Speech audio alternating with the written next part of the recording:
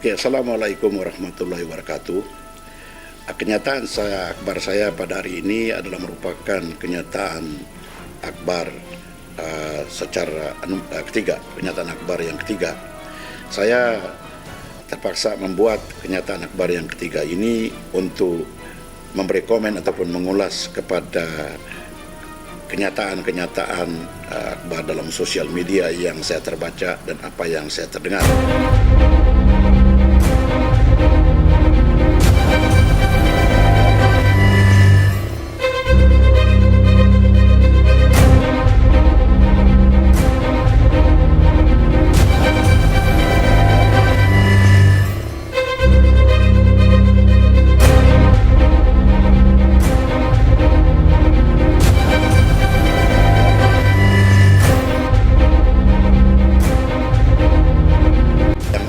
Memanjatkan kepada saya ialah apabila saya dapat tahu bahwa syarikat yang memohon tanah di Balambangan itu yang ditaja oleh Datuk Thomas H telah menarik kelulusan daripada kerajaan negeri, di mana syarikat ini ingin tidak meneruskan lagi pelaburan mereka di Pulau Balambangan, dan alasan yang diberi ialah karena ikuran daripada kontroversi yang timbul daripada pendedahan sosial media yang telah mendedahkan dokumen-dokumen yang tidak patut untuk didedahkan kepada rakyat umum negeri Sabah. Jadi bagi saya, penarikan balik daripada permohonan yang terdiskusikan oleh kerajaan itu dan tidak meneruskan rancangan mereka untuk membangun Pulau Balambangan, yaitu dengan menanam kelapa, dan mereka ingin memelihara kambing di situ dengan tujuan apabila ianya sudah bermula, mereka juga ingin membuat industri agropelancongan. Itu setahu saya. Tetapi oleh karena ada kontroversi dalam soal ini, maka mereka menarik diri. Jadi bagi saya ada dua kesan negatif daripada sudut ekonomi. Pertama, bagi orang-orang di Balambangan dan orang-orang di sekitar Balambangan, yaitu di Pulau Banggi dan Pulau Sibogo dan pulau-pulau yang berdekatan, adalah malang bagi mereka karena peluang pekerjaan yang mungkin disediakan oleh syarikat yang ingin membangun Pulau Balambangan itu sudah tiada. Kedua, implikasi negatif yang kedua daripada sudut ekonomi ialah kalau ada bakal-bakal pelabur yang ingin melabur di negeri Sabah, mereka akan berfikir dua kali. Kerana mereka akan takut bahawa syarikat mereka nanti akan ditularkan lagi oleh pihak-pihak yang tidak bertanggung jawab dengan alasan-alasan yang mereka sendiri ketahui pada waktu itu. Jadi kalau saya juga adalah bakal pelabur di negeri Sabah, saya akan berfikir 2-3 kali untuk melabur di negeri Sabah. Itu daripada sudut ekonomi. Ketiga, daripada sudut tindakan kerajaan negeri pula, apabila syarikat itu menarik diri, seolah-olah pihak yang berwajib telah menasihatkan syarikat yang berkenaan untuk menarik diri. Jadi daripada sudut ini juga mempunyai kesan negatif, di mana seolah-olah syarikat ini apabila memohon tanah-tanah tersebut, ianya tidak melalui proses-proses mengikut prosedur-prosedur yang tertentu. Yang menarik perhatian saya ialah komen wakil rakyat Bibas kawasan Kudat, yaitu Datuk Verdon Bahanda, di mana beliau mengatakan bahawa nama dia dilibatkan waktu isu ini ditularkan.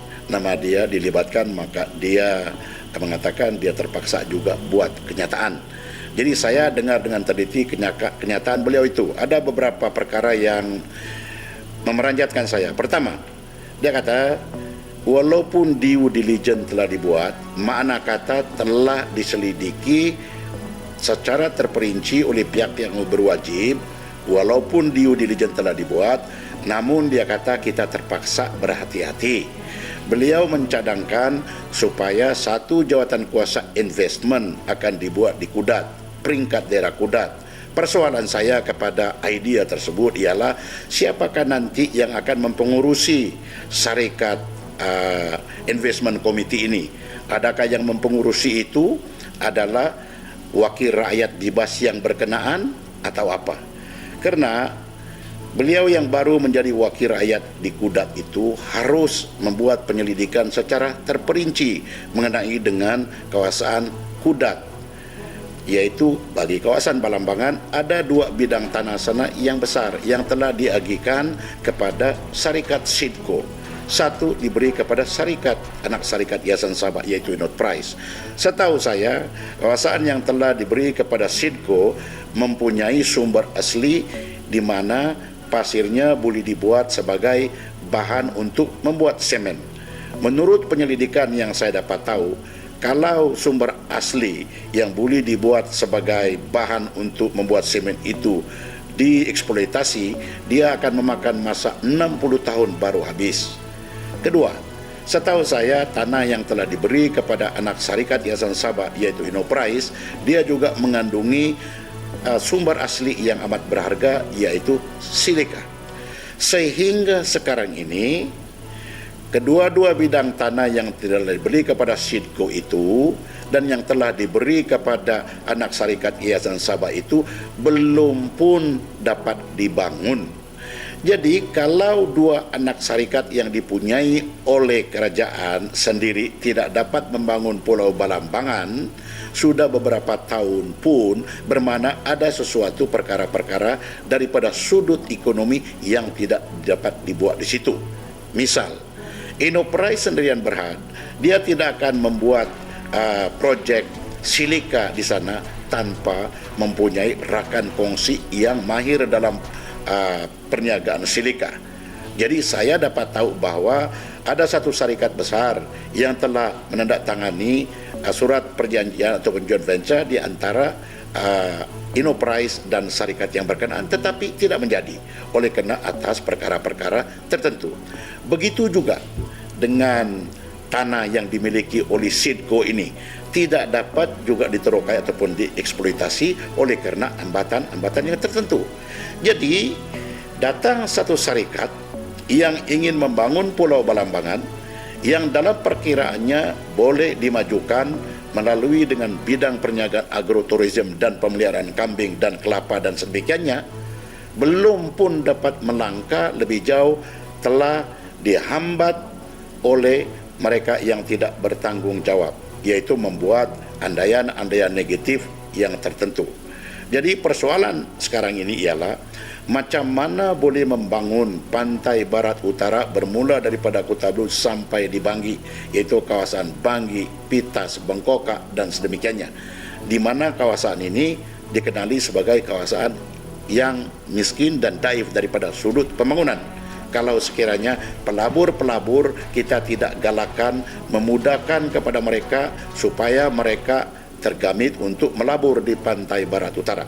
Beberapa kali yang amat berhormat Ketua Menteri telah menyatakan kepada saya, dia kata, Pandekar, yang harus sekarang kita fokus ialah pantai barat utara, yaitu daripada kawasan Kota Belud sampai di kawasan Banggi untuk dibangunkan. Dia bagi contoh, dia kata contoh, kalau di Ladatu ada POIC, yaitu Palm Oil Industrial Cluster, di pantai barat utara juga harus kita buat projek mega. Kalau dia kata di Sipitang ada SOGIP, yaitu Sipitang Oil and Gas Industry, maka di pantai barat utara juga harus kita buat pembangunan. Jadi setahu saya di suatu ketika dulu ada satu proposal yang dibuat oleh syarikat daripada Semenanjung Malaysia yang dipanggil sebagai KOGIP, yaitu Kudat Oil and Gas Industrial Park. Dan pada ketika itu KOGIP dia juga bekerjasama dengan Sidco, tetapi atas sebab-sebab tertentu juga, yaitu atas sebab-sebab birokrasi, atas sebab-sebab yang lebih diketahui oleh pentadbiran kerajaan yang dahulu, yaitu Kerajaan Barisan Nasional, maka proposal itu tidak menjadi.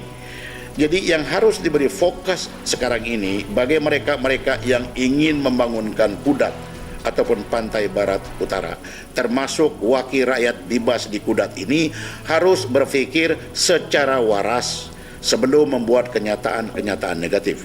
Itu sebab kenapa saya tergamit untuk membuat kenyataan akbar yang kedua ini, untuk mengulas selanjutnya kepada perkembangan yang mutakhir berhubung dengan soal tanah di Pulau Balambangan ini. Terima kasih.